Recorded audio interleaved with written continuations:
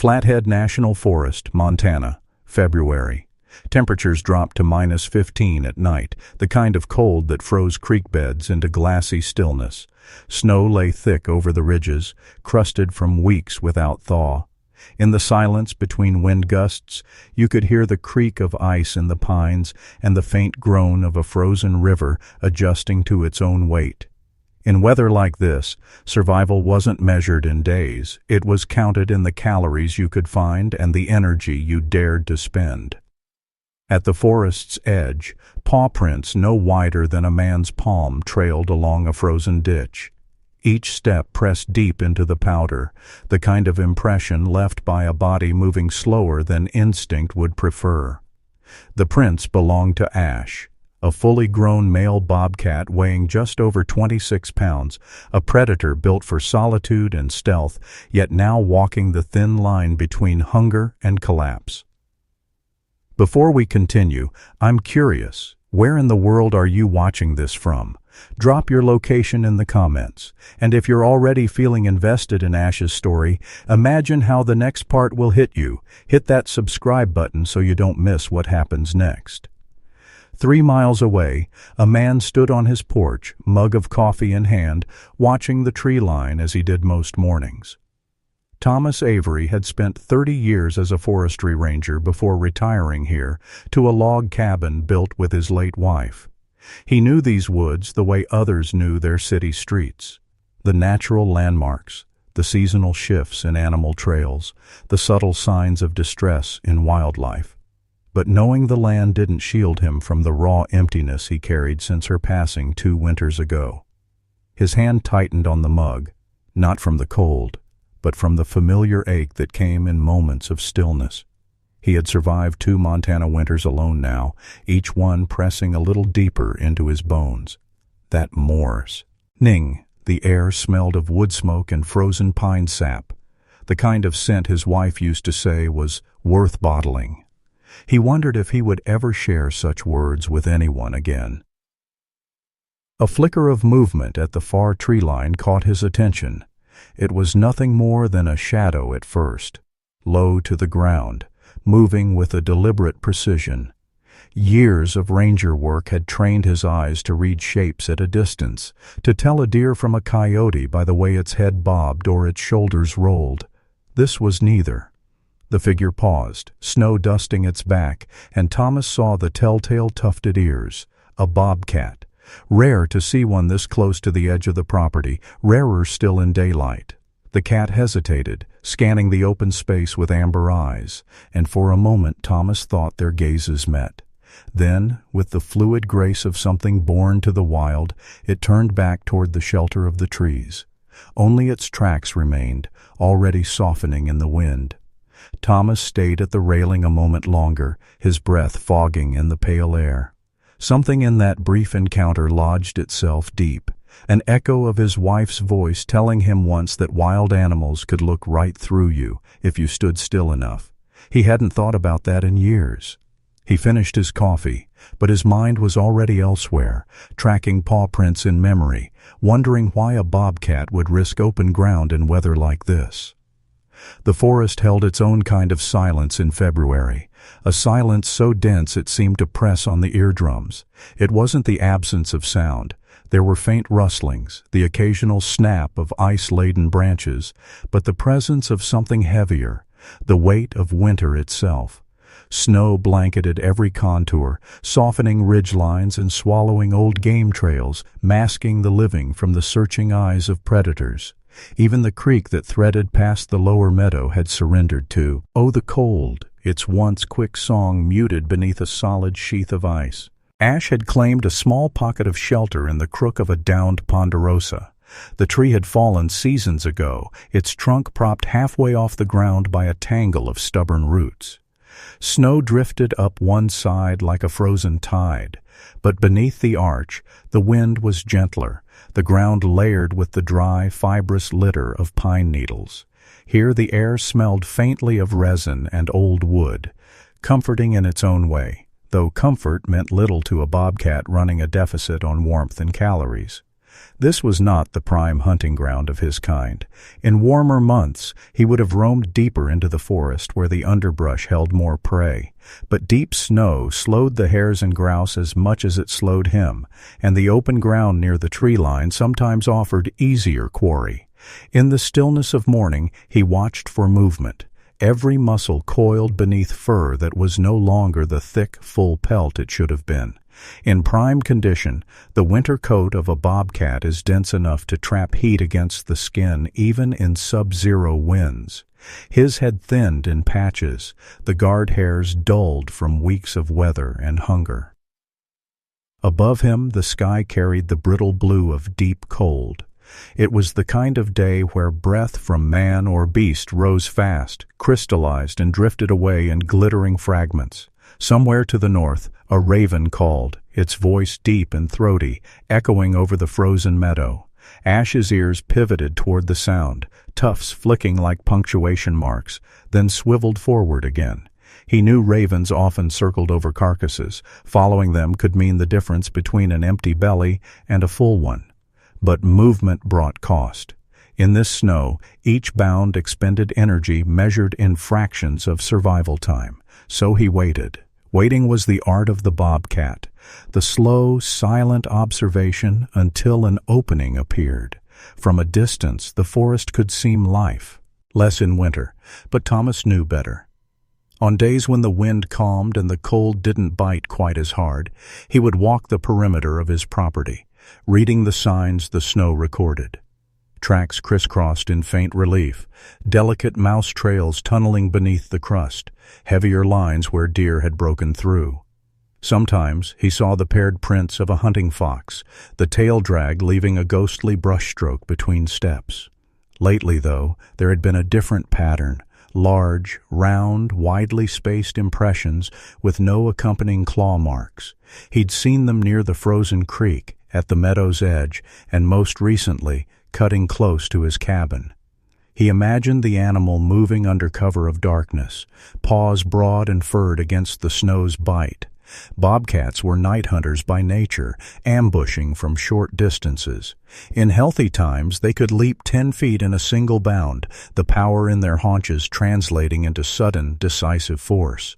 But these tracks told a slower story. Shorter gaps between each print, occasional drags where the weight hadn't been cleanly lifted.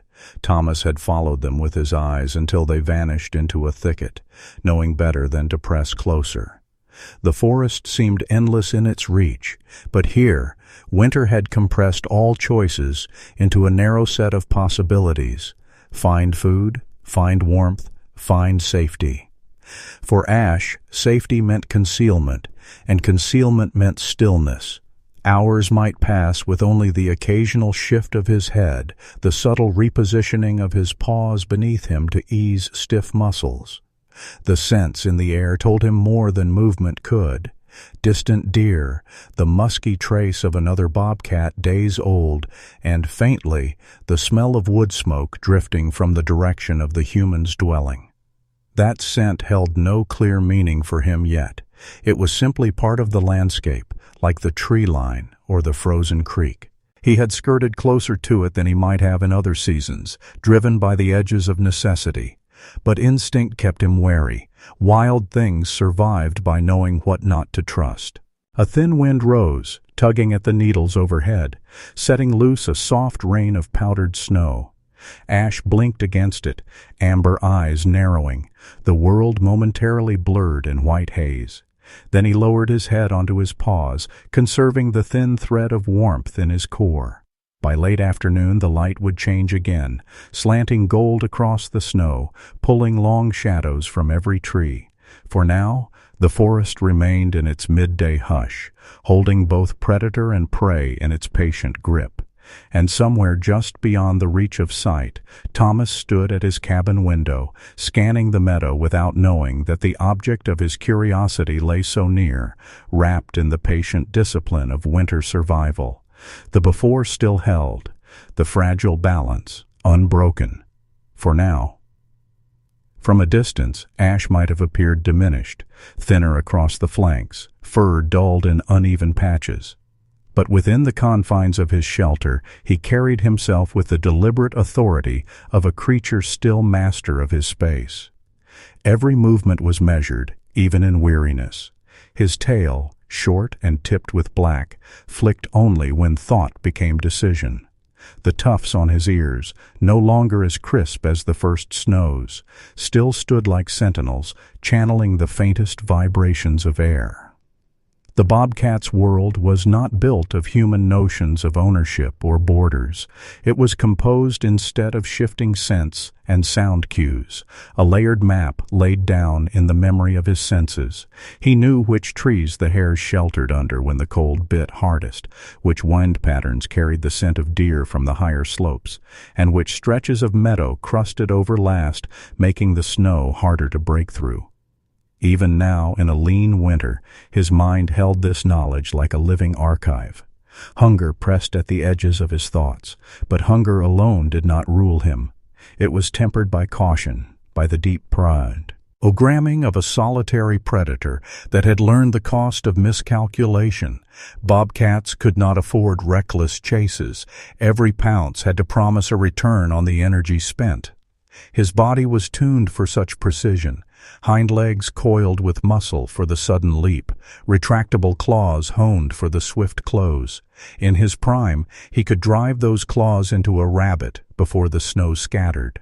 Now he chose each movement as if weighing coin for coin.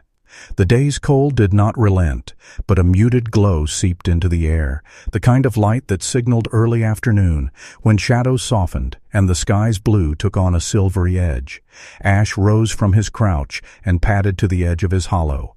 Snow crunched faintly under his paws, each step broad and deliberate, his weight distributing evenly across the furred pads to keep him atop the crust. He paused just beyond the shelter, head lifted, nostrils quivering. A scent rode the wind, not the immediate promise of prey, but a curiosity, faint, woody, and tinged with something unfamiliar. It had been there before, days ago, carried in on a crosswind from the human structure. This time it seemed closer, heavier in the air. His ears angled forward, searching for matching sounds, but the forest held its winter hush. He crouched low again, body aligned with the trunk's shadow, letting his mind return to the familiar litany of his surroundings. The snow here smelled different where the wind had brushed away the surface, revealing older layers touched by pine needles and the occasional feather drift. The faintest tremor of movement caught his eye. Far down the meadow, a flick of white against white. A snowshoe hare. His pupils widened, muscles tightening in anticipation. Ash moved like water flowing around stone, silent, inevitable. Each step brought him closer until the wind shifted and the hare's head rose, ears high. The moment stretched thin, balanced on the cusp between hunter and hunted. Then the hare bolted, streaking toward the tangled underbrush. Ash lunged, the power in his legs launching him forward, but the distance was too great. The hare vanished into the thicket, leaving only the scuffed trail of its escape. He stood still for several breaths, sides heaving just slightly, the only sign of exertion. Failure was part of the arithmetic of survival.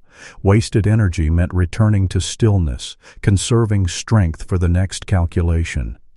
He padded back to the hollow, the scent of his quarry already fading from the air. From his vantage at the cabin, Thomas had not seen the chase, but he had seen the flash of movement, enough to tell him the bobcat was still strong enough to hunt, still in the game. He recognized the patient stalk for what it was. Years of observation had taught him the rhythm, long hours of stillness broken by brief, explosive action. Ash curled once more into his chosen nest, tail wrapped loosely around his body. The world beyond the hollow continued its slow rotation from pale afternoon toward the warmer tones of evening. Somewhere deep in the forest, the wind picked up, sifting through bare branches and dislodging little avalanches of snow from the pines. The sound was soft but insistent, like the whisper of something old and enduring. For now, the hollow was enough. It was dry, it was defensible, and it allowed him to watch the land without being seen. In the logic of the wild, these were victories too, small, uncelebrated but necessary. He licked a forepaw slowly, drawing it over his ear, the gesture more ritual than hygiene. His eyes half closed, but the tension in his muscles never fully eased. Quiet sovereignty of his world, vigilance was its own form of rest. The day would pass without feast or fight, and that was a kind of survival worth keeping.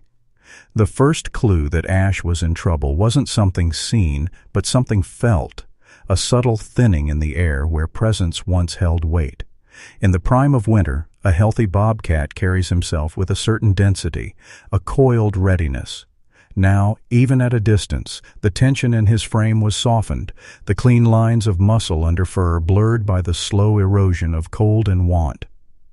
Snow fell overnight, a fine dry dust that did not so much settle as float in place until gravity claimed it. By morning, it lay like sifted flour across the meadow, recording every passing life in delicate relief. Thomas walked the tree line, eyes scanning for sign, boots whispering against the crust. There, the round, silent imprints of a bobcat, each about 2 inches deep, leading in a wavering line from the frozen creek toward the thicker cover near the ridge. The spacing told him much. Short, deliberate strides, no sign of a leap or sudden turn, the pattern of a predator who hadn't found reason to give chase. A bobcat's survival in winter is a matter of exacting mathematics. Each pound of muscle burns precious energy, and each night's cold demands calories simply to maintain body heat. In optimal conditions, Ash would take down a hare every other day, or a squirrel or grouse to tide him over. But snowpack this deep turned hunting into a gamble. A missed pounce cost more than just the meal. It cost hours of stored warmth. From his shelter under the downed ponderosa, Ash felt the hollow ache deep in his belly. It was not the sharp, urgent hunger of a day's missed meal, but the low, dragging pull that came from days of short rations, the snow-muffled scent trails forcing him to hunt more by sight, and his eyes scanned constantly for the twitch of an ear, the ripple of fur against the still backdrop. The cold worked into his paws despite the insulating fur between his pads. On a warmer day he might have ventured farther, followed the song of a creek to where fish sometimes lingered in the deeper pools. But the creek was silent now, locked under ice so thick it could hold a man's weight. He had tested it once, pressing down with one tentative paw. The hardness had vibrated up his leg like stone. From the cabin window, Thomas saw him, closer than he had been before, moving along the edge of the meadow. Even at that distance, Thomas could tell the cat's gait was heavier. His head hung lower between his shoulders. His back legs drove forward with less spring, not enough to mark him as crippled, but enough to show a man who knew what to look for. A gust of wind drew the scent of wood smoke toward Ash, and with it the faintest trace of something else. Fat, cooked long ago, but still woven into the fibers of the air. He paused, lifting his head, ears tilting toward the invisible source. The smell triggered no recognition beyond curiosity, yet it stirred something older, a reminder that food could be found in strange places when the forest yielded little. He moved on, the tracks behind him filling slowly as the wind shifted again. The sun hung low already, the light catching in the snow crystals so that each step sent a glittering halo into the air. Still, there was no sign of easy prey.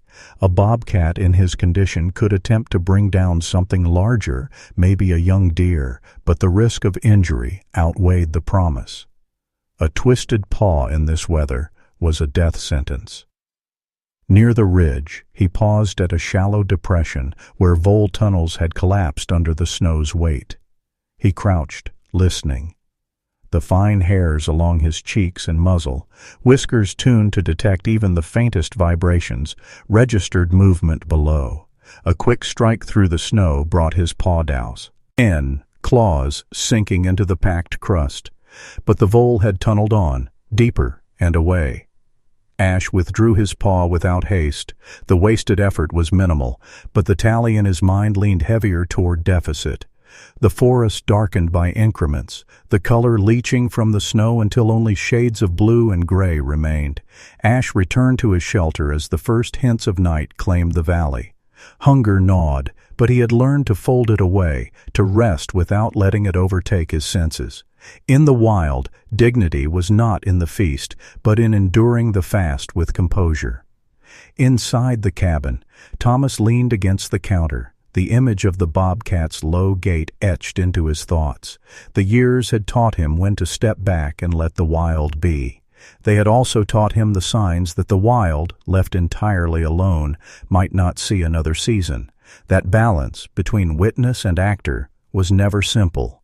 Tonight, it pressed at him like the cold itself, a question waiting for an Anne. Thomas Avery had built his life around knowing when to step in and when to leave well enough alone. 30 years as a forestry ranger had taught him the language of weather, the politics of land use, the delicate mathematics of wildlife management.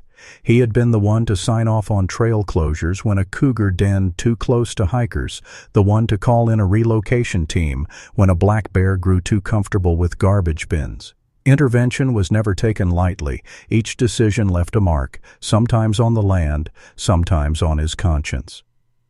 The cabin on the edge of Flathead National Forest was never meant to be a place of retreat.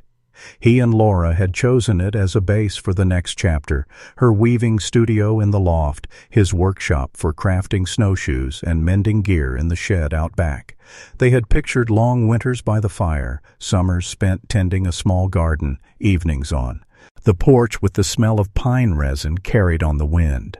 They'd had 3 years of that life before the illness came, and only 2 months after that before the cabin became his alone. Grief had its own weather, its own terrain. Thomas had learned to navigate it by holding fast to routine, chopping wood at dawn, brewing coffee so strong it felt like it could wake the forest itself. Long walks along the tree line, eyes scanning for changes. The way a bent branch might mean an elk had passed, or a sudden silence might mean a hawk was overhead. It was easier to read the language of the woods than to confront the empty chair by the hearth. It was on one of those walks that he first saw the tracks that didn't fit the usual winter script. Not deer, not fox, not coyote. The pads were round, the stride deliberate. A bobcat, and a big one for this region. He followed them only far enough to understand their direction and pace. That day they led toward the creek.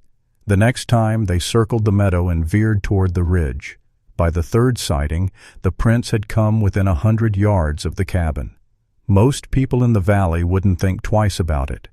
Bobcats rarely trouble humans, and their range often overlaps with settled areas. But Thomas had noticed something in the pattern of those prints: uneven spacing, a faint drag in one hind step, not an injury severe enough to limp, but enough to signal something working against the cat. The next time he saw the animal itself was pure chance. He had been splitting kindling on the porch when movement drew his eye. At the meadow's edge, the bobcat stood broadside in the pale light, head low, tail flicking. Even at that distance, Thomas could see the definition in the shoulders was muted, the winter coat a shade less full than it should have been. And then there were the eyes, amber, catching the low sun. They met his across the open ground, neither of them moving for several long seconds. In that moment, the distance between man and wildcat was measured in more than yards. There was a kind of recognition in the way the bobcat held his gaze, not curiosity exactly, but acknowledgement. Then the animal turned and was gone, melting into the tree line with a grace that belied the weariness in his frame. That night, Thomas sat at his kitchen table, maps spread out before him. He traced the ridges, the drainage lines, the likely prey corridors. He thought about the winters he and Laura had seen here, the storms that could seal off the higher ground for weeks at a time. He thought about the lean years for snowshoe hares, when predators had to push the edges of their range. In his ranger days, he'd been taught to let the wild correct itself. Predators and prey were bound in a cycle older than human stewardship. But he had also seen exceptions, times when a bad season and bad luck conspired to take down an animal that might otherwise recover.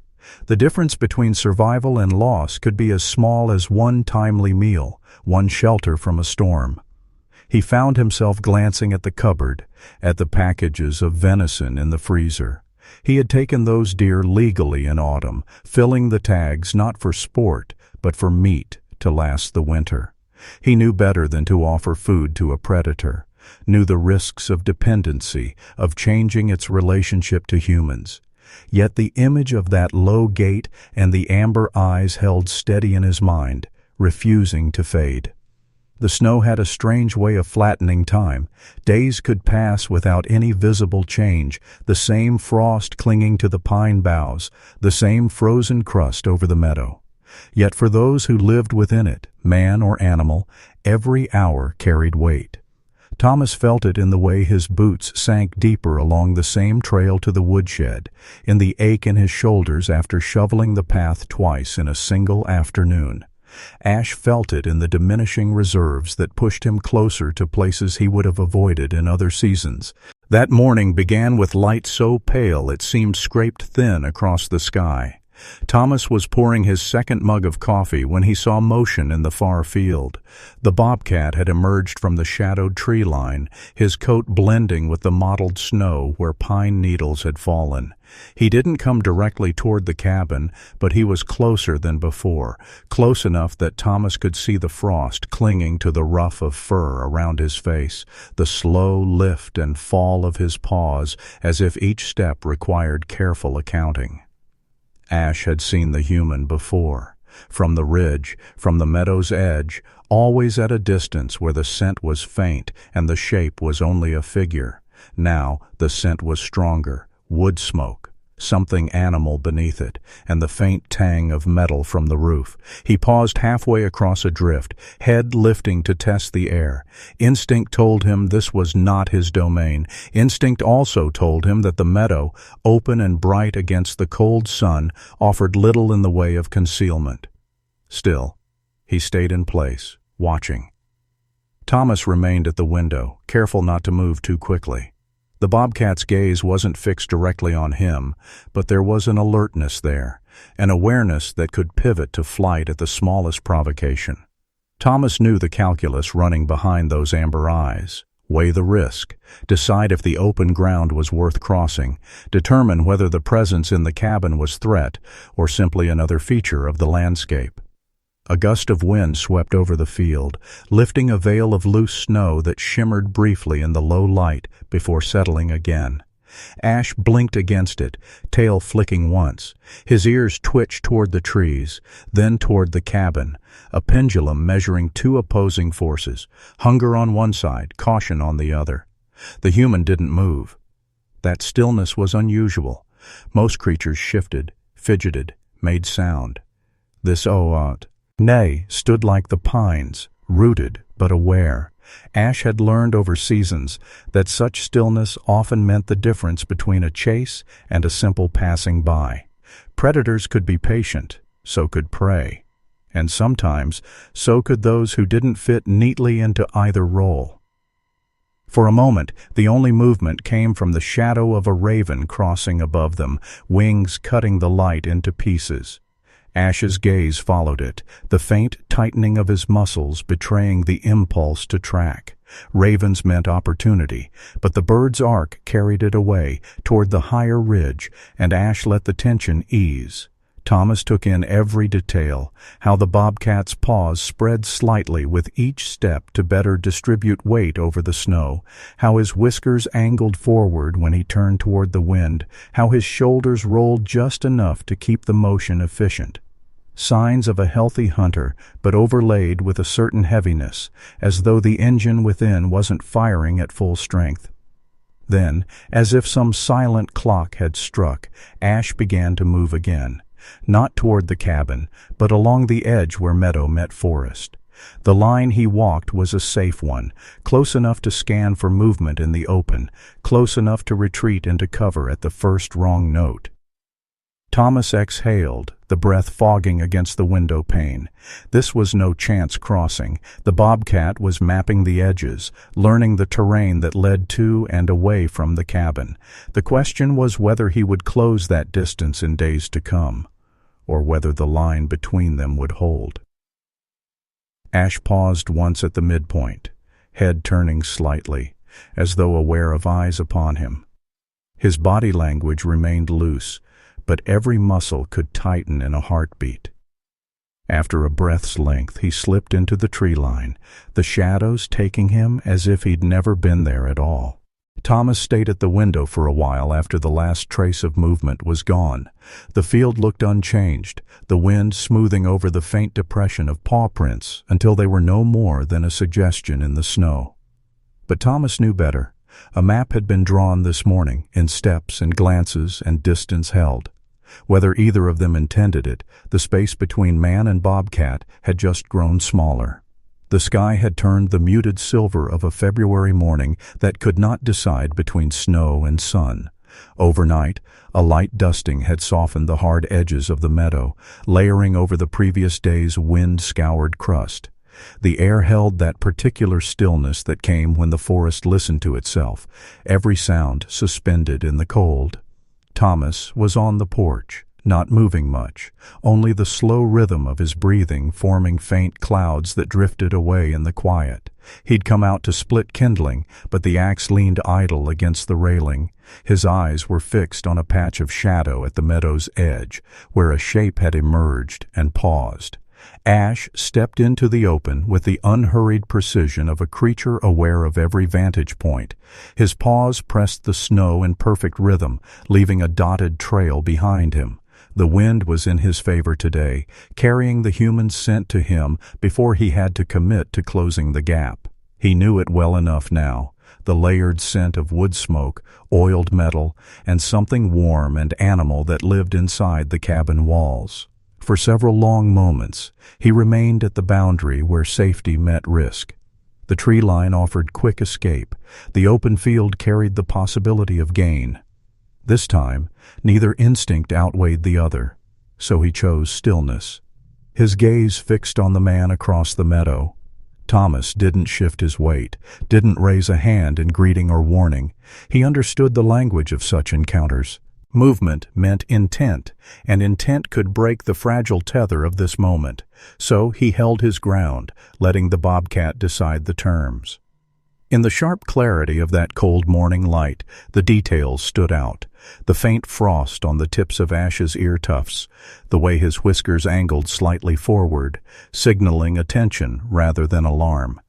Even at this distance, Thomas could see that the animal's shoulders no longer rolled with quite the same fatigue he'd noticed before. The step was still deliberate, but not burdened. Ash's amber eyes stayed locked on Thomas, unblinking, the pupils narrowing slightly against the brightness. He could not name the shape of the figure on the porch, not in the way humans thought of naming, but he knew the pattern of its presence now. It had not moved to chase, nor to advance, in all their brief crossings. That knowledge settled into him like a new track added to the map of his territory. The wind shifted slightly, carrying with it the faint scent of something long dead. A carcass, perhaps, half buried in snow somewhere beyond sight. Ash's ears twitched toward it, but his eyes did not leave the man. The balance of this moment was delicate, like the fine layer of snow over a frozen stream. Step too quickly, and it would collapse. Neither moved for what felt like a drawn-out measure of time. The air between them seemed to hum with the quiet fact of acknowledgement. Predator and man, each knowing the other's presence without the usual equation of threat. Then Ash did something Thomas hadn't expected. He sat, not in the crouched readiness of a hunter waiting for movement, but in a loose, resting posture. His tail curled lightly around his forepaws, the tip twitching once before going still. It was a posture that conceded no submission, yet carried no immediate readiness to flee. Thomas felt something shift in his chest at the sight, an easing, as though the years between Laura's last winter and now had briefly thinned. It was the kind of moment they'd shared before with other animals in other seasons, when the wild seemed to accept their stillness as a kind of belonging. Snow began to fall in the lightest of flurries, catching the morning sun in tiny sparks before landing soundlessly on Ash's coat. He gave no sign of noticing, his gaze steady, ears forward. Eventually, with the same calm he had brought into the open, Ash rose. He turned not back toward the safety of the trees, but slightly toward the lower meadow, crossing at an angle that took him closer to the cabin before veering away. His paws left a clean line of tracks in the unbroken snow, each one a small imprint of decision. Thomas watched until the bobcat's shape dissolved into the pale backdrop, the last sign of him the faint trail disappearing into the dip of the land. It was not a meeting in the human sense. No promises had been made, no terms agreed upon. But something wordless had passed between them, an understanding rooted not in taming or surrender, but in recognition. And for the first time in months, Thomas stepped back into the cabin with a sense that the quiet surrounding him was no longer entirely his own. The day after their shared stillness, Thomas found himself pacing the cabin with a restlessness he hadn't felt in years. Outside, the temperature had dropped again, tightening the air so every breath stung the inside of his nose. The world beyond the windows was motionless, trees frozen in place, meadow unmarked by fresh tracks. But the image of Ash sitting in the snow, watching him without fear, kept returning. It was less a memory than a quiet insistence, pressing against the edges of his usual caution. He had been taught, over decades in the field, to draw hard lines around intervention. Predators, in particular, were to be respected at a distance. Stepping in meant changing something fundamental, teaching them that humans could be a source of food, shifting instincts that had kept them alive for millennia. And yet, there were seasons when the land tilted too far against survival. He had seen it with raptors in drought years, wolves in years of heavy ice. Sometimes a single decision by a human could pull an animal back from the edge. Mid-morning, Thomas pulled on his coat and gloves and stepped onto the porch. His breath formed pale clouds that drifted away in the brittle sunlight. From the shed, he retrieved a small sealed container, venison scraps from his autumn hunting, portions he usually saved for stews. He turned the container in his hands, the weight of it both literal and moral. This was the line. Cross it, and there was no unmaking the choice. He carried it to the edge of the tree line where shadows stretched long even at noon. The snow was crusted here, holding his weight for a few steps before breaking under his boots. He found a spot halfway between the open meadow and the denser cover of the forest, far enough from the cabin to keep the association loose, close enough that he could see it from the porch. The wind was still, the forest holding its breath. Thomas knelt, the cold biting through his jeans, and laid the scraps in the snow. He didn't scatter them, didn't try to mask the scent. Predators were better served by knowing exactly what they were approaching. When he stood again, his knees cracked, and the sound seemed to echo in the hush. Back at the porch, he settled into the old cedar chair with the chipped armrest. The container was empty in his hands now, but the weight in his chest was heavier. He wasn't sure if he hoped the bobcat would find it quickly or not at all. Ash had been moving through the low cover along the ridge when the scent reached him. It came on the cold air in layered notes, rich, fatty, undeniably animal, but without the sharp edge of a living target. His stomach tightened with hunger. Food found this way was rare, almost always the remnants of another kill left for scavengers, but this scent was fresh, without the musk of rot or the warning notes of other predators. He followed it down the slope, moving with the silent economy that had been bred into his muscles since birth. The trail led him to the edge of the meadow, where the white expanse opened under the pale sun. There, against the snow, lay the offering. He stopped well short of it, lowering his head to scan the edges of the field. The shape of the cabin stood against the horizon, and in front of it, the figure of the man. Ash's ears flicked back once, then forward. The meat's scent was strong, the fat promising warmth as much as fullness. His paws pressed into the snow as he stepped forward, each motion a negotiation between instinct and need. 10 paces from the food he stopped again, eyes flicking to the porch. The man did not move. The wind favored him still, carrying no hint of pursuit or challenge. He closed the final distance in 3 measured strides. The first mouthful was cautious, teeth sinking into cold flesh, pulling away to test the air again. The second was quicker, hunger outweighing hesitation. When the last scrap was gone, he licked the snow where the scent lingered, erasing the trace as though it had never been there. Without looking again toward the cabin, Ash turned back toward the forest. His paws left a clean, direct line to the trees, no detours, no lingering. On the porch, Thomas let out a slow breath he hadn't realized he'd been holding. The tracks in the snow were proof enough.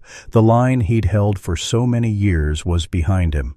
Now, out there, in the shadows of the trees, the wild still belonged to itself. But a small part of it now carried the memory of his choice.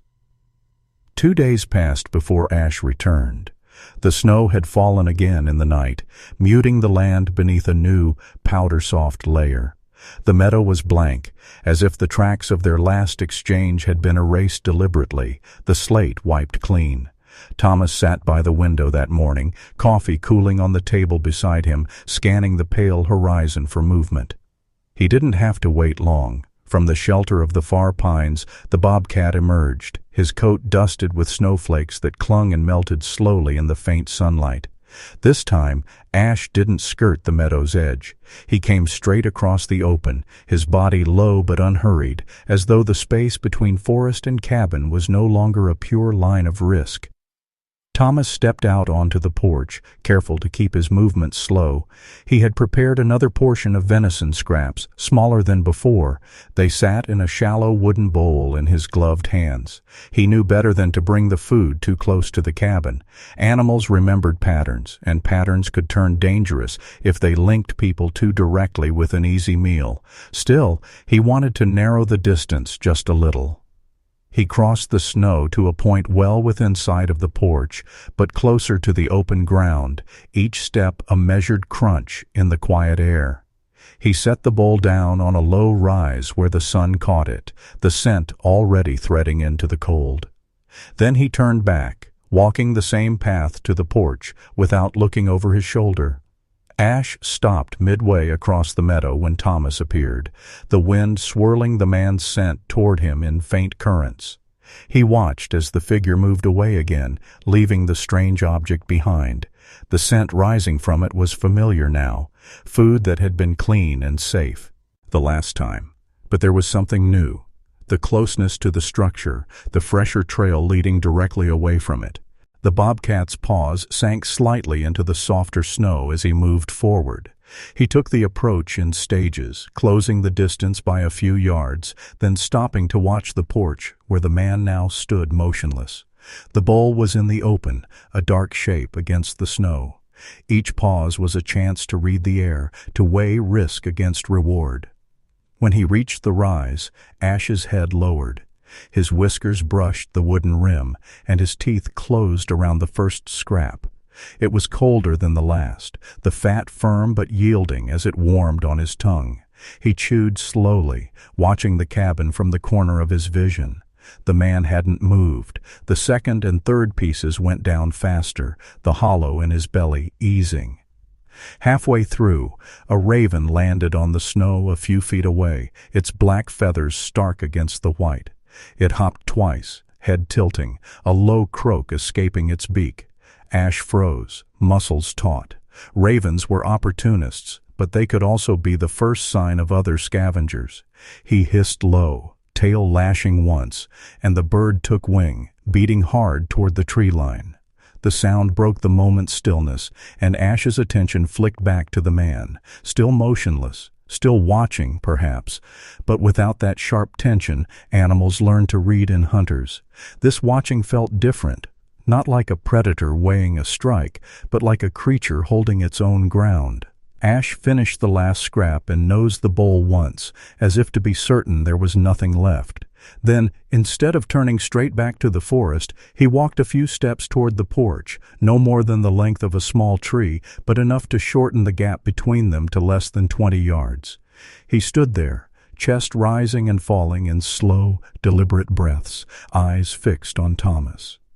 From the porch, Thomas felt the weight of that look. Not a plea, not a threat. Something in between. A silent act. Acknowledgement of proximity allowed, if not yet shared. He didn't move, though his fingers twitched against the railing with the urge to close the space. That wasn't his to choose. After a long moment, Ash turned away, his paws leaving clean impressions back toward the tree line. Thomas stayed where he was until the last flicker of a black-tipped ear vanished among the pines. Back inside, the cabin seemed warmer, though he'd added nothing to the fire. The bowl sat empty on the rise, a small marker of trust laid down in the snow. It wasn't ownership, and it wasn't taming. It was something far rarer, two solitary lives tracing the first cautious steps toward the same point on the map. The days began to stretch just slightly. A few more minutes of light in the evenings, a subtle shift in the sun's path that only those who lived closely with the land could notice. In the valley, the cold still held its grip, but the snow's top layer softened under midday sun before freezing hard again at night. This freeze-thaw rhythm changed everything. Tracks became shallower in the afternoons, scents traveled differently, and the edges of the frozen creek began to weep thin rivulets of water. For Ash, the change meant more opportunities. The snowshoe hares were moving in more open patterns to find exposed browse, and grouse flushed more easily from their roosts in the low spruce. He hunted with more success now, padding back to his shelter with a crop of warm meat in his belly more often than not. Still, the offerings left by the man had become part of his pattern, not relied upon, but remembered. They were easy meals in a season where ease was rare. Physically, the signs of improvement were visible even at a distance. His coat was fuller, its muted winter pattern sharp again in the sunlight. The slow, heavy gait Thomas had first noticed was gone, replaced by the clean, rolling stride of a pung. Hunter moving at his own pace. The hollows along his flanks had filled in, and his tail no longer dragged when he paused to scent the air. Even his eyes looked different, clearer, brighter, as though the frost haze of hunger had finally burned away. Thomas kept his role in that healing deliberately limited. The venison scraps were smaller now, offered less frequently. He didn't want dependency, didn't want to pull Ash too far from the patterns that had carried him this far. Yet the part of him that had once been a ranger, the part trained to assess an animal's condition, couldn't help but take quiet pride in the change. One morning he found the bobcat's tracks circling the cabin at a respectful distance, not close enough to be probing for entry, but enough to map the structure from multiple angles. Thomas followed them for a short way, noting how Ash had paused at certain points, likely to scent the wind. The prints were deep but crisp at the edges, the mark of a healthy, deliberate step. Later that week, he saw Ash in the meadow at dawn. The bobcat was crouched low, watching a pair of hares feed near the willows. Thomas stood still on the porch, not wanting to disrupt the scene. Ash's hindquarters tensed, his tail twitching once before stilling. Then, in a burst of silent speed, he covered the gap, snow flying in arcs from his paws. The hares scattered, but one zigged instead of zagging, and Ash's leap ended in a clean, decisive capture. The kill was efficient. No prolonged struggle, no wasted motion. Thomas knew this was how it should be, and he felt a strange satisfaction in watching the bobcat feed without needing the scraps from the cabin. The wild was reasserting itself, the predator sharpening again. The healing wasn't just physical. Thomas could sense it in Ash's behavior. The first time they had shared space, the bobcat's body had been a coiled question mark, ready to spring away at any wrong. Move. Now, while still cautious, Ash's movements held less tension in his spine, his ears less rigid. There was space for curiosity alongside vigilance. One afternoon, Thomas tried something different. He brought out a shallow pan of water, setting it near the same rise where he'd once left meat. The creek was beginning to thaw, but the edges were still rimmed with ice, and he knew water could be scarce in the midday freeze-thaw cycles. He watched from the porch as Ash approached hours later, nose lifting at the unfamiliar scent. The bobcat circled once, twice, then lowered his head to drink, whiskers brushing the surface. When he finished, he lingered a moment longer than necessary, scanning the meadow before padding back to the trees. For Thomas, it was a reminder that helping didn't always mean feeding. Sometimes it meant making the smallest part of survival just a little easier, without taking away the work that made the wild what it was. In the evenings, as the sun slid behind the ridge and painted the snow in long shadows, Thomas would think about how far they'd come from that first sighting, two solitary figures on opposite sides of a frozen meadow. The distance between them was still measured in yards, still guarded by instinct, but the gap was no longer impassable. Outside, the forest was stirring toward spring. Inside, Thomas felt something in himself shifting with it. A loosening of the grip he'd held on his solitude, an acceptance that some connections didn't need to be claimed to be real. The work of mending was slow for both of them, but in each quiet encounter it was happening all the same. By late March, the forest was writing the first lines of spring in its own slow hand. Patches of earth appeared at the bases of the oldest pines where the snow receded first, dark and damp against the lingering drifts. The air carried more scents now, wet soil, sapri, sing, the musk of deer returning to old trails. For Thomas, the changing light felt almost like a tide turning, bringing with it a sense that the season of scarcity was ending. Ash moved differently through this shifting landscape. His coat, once dulled by cold and hunger, now shone in the low sun, the muted rosettes along his flanks distinct again. The hard edge in his gait was gone, replaced by the elastic grace of a body tuned once more for its purpose. He hunted more often in the open now, confident in his strength, and Thomas would sometimes spot him from the porch as a fleeting shadow slipping between melting drifts. The rhythm between them had settled into something almost ritualistic. Ash still approached the rise where food had once been left, though Thomas offered it rarely now, small portions, and not every visit. The bobcat never lingered long after eating, but there was no more of that taut, ready-to-flee tension in his frame. When their eyes met across the meadow, it was less a calculation and more a mutual acknowledgement. One afternoon, Thomas was working in the shed, the scent of sawdust and cedar thick in the air, when movement caught his attention at the open door. Ash stood just beyond the threshold of the yard, far closer than he had ever come before.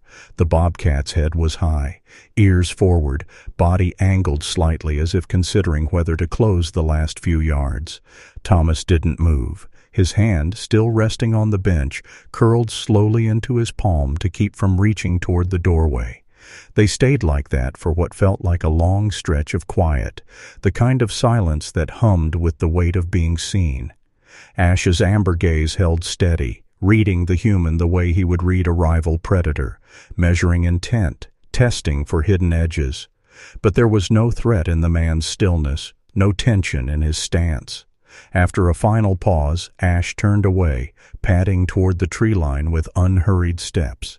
He didn't vanish quickly, though. Halfway to the forest, he stopped and looked back once, his tail making a single, slow curve in the air before dropping to a neutral line. For Thomas, the moment left a lingering warmth in his chest, one that lasted well into the evening.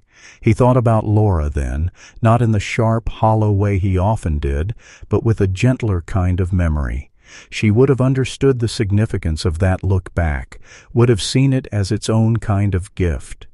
The days that followed were a mix of distance and proximity. Some mornings, Ash appeared only as tracks along the creek, his presence marked in paw prints and the faint scuff of fur against low branches. Other days, Thomas caught sight of him moving along the ridge or drinking from a shallow meltwater pool near the meadow. Their connection was never predictable, but it had a shape now, elastic, resilient, able to stretch across days without breaking. The bobcat's world was expanding again. The thaw brought more prey into motion, and his range would follow. Thomas knew he wouldn't see him as often once spring settled in fully, and part of him was already preparing for that shift. But another part understood that this was the point. Healing wasn't meant to tether, it was meant to send both parties back into their own landscapes, stronger for the crossing.